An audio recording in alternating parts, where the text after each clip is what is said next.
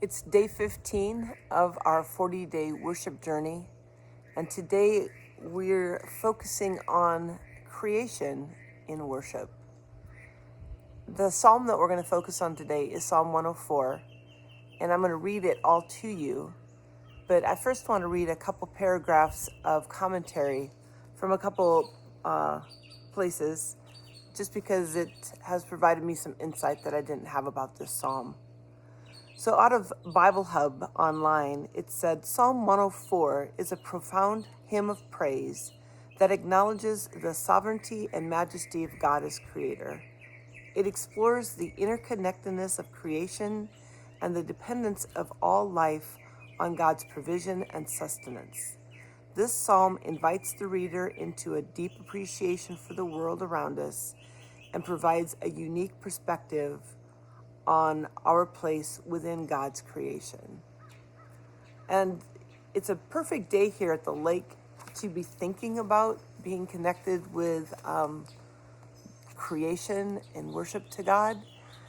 Just because it's a little bit different morning, usually it's pretty still in the morning.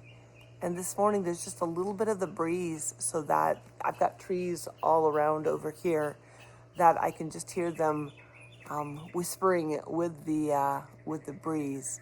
And so if I pause at some moment and hope that you can hear the breeze too, just know that's why it's looking at being weird, because sometimes the breeze is just coming through. The second paragraph I wanted to read is out of my NIV study Bible, and it says this.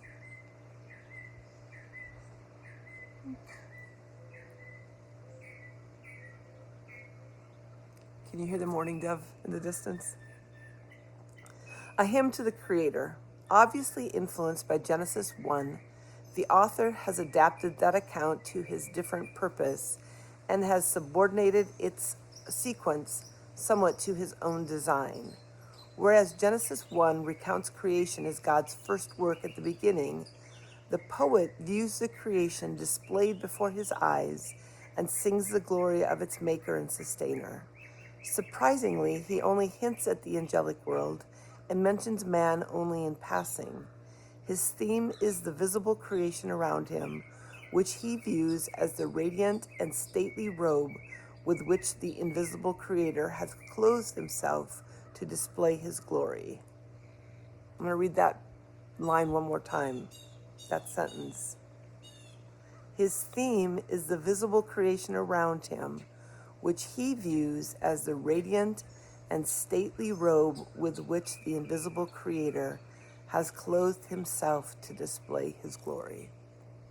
So this morning, as we read Psalm 104, as we think about worshiping God, we can know that creation is worshiping with us, and we can think of God being wrapped and clothed in with glory by all the creation that we see. So, Psalm 104. Praise the Lord, O my soul. O Lord my God, you are very great. You are clothed with splendor and majesty. He wraps himself in light as with a garment. He stretches out the heaven like a tent and lays the beams of his upper chambers on their waters. He makes the clouds his chariot and rides on the wings of the wind. Let me read that again. He makes the clouds his chariot and rides on the wings of the wind. He makes winds his messengers, flames of fire his servants. He set the earth on its foundations. It can never be moved. You covered it with the deep as with a garment. The waters stood above the mountains. But at your rebuke, the waters fled. At the sound of your thunder, they took to flight. They flowed over the mountains. They went down into the valleys to the place you assigned for them. You set a boundary they cannot cross. Never again will they cover the earth. He makes springs pour water into the ravines. It flows between the mountains. They give water to all the beasts of the field. The wild donkeys quench their thirst. The birds of the air nest by the waters. They sing among the branches. They certainly do. Every single morning, the birds of the air are nested by these waters and singing among our branches. He waters the mountains from his upper chambers. The earth is satisfied by the fruit of his work. He makes grass grow for the cattle and plants for man to cultivate, bringing forth food from the earth, wine that gladdens the heart of man, oil to make his face shine, and bread that sustains his heart. The trees of the Lord are well watered, the cedars of Lebanon that he planted. There the birds make their nests, the stork has its home in the pine trees. The high mountains belong to the wild goats, the crags are a refuge for the conies. The moon marks off the seasons, and the sun knows when to go down. You bring darkness, it becomes night, and all the beasts of the forest prowl. The lions roar for their prey and seek their food from God. The sun rises, and they steal away. They return and lie down in their dens. Then man goes out to his work, to his labor until evening. How many are your works, O Lord? In wisdom you made them all. The earth is full of your creatures. There is a sea, vast and spacious, teeming with creatures beyond number, living things both large and small. There the ships go to and fro, and the Leviathan, which you formed to frolic there. These all look to you to give them their food at the proper time. When you give it to them, they gather it up. When you open your hand, they are satisfied with good things. When you hide your face, they are terrified. When you take away their breath, they die and return to the dust. When you send your spirit, they are created, and you renew the face of the earth. May the glory of the Lord endure forever. May the Lord rejoice in his works.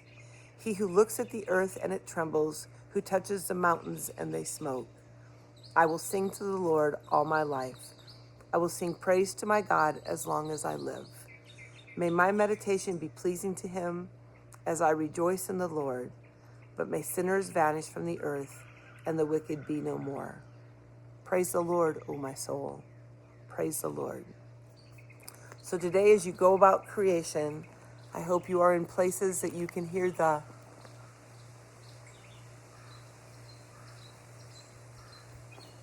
breeze in the trees and the birds by the waters and the beautiful mountains of Colorado that we used to live near and the amazing cornfields of Iowa that are currently just dirt since it's April. I have to keep track of that because things are growing around here, but the corn is not growing in Iowa where we grew up. So let's keep an eye out for the beautiful robe of creation that God is displaying his glory to us in, and continue to worship the Lord today.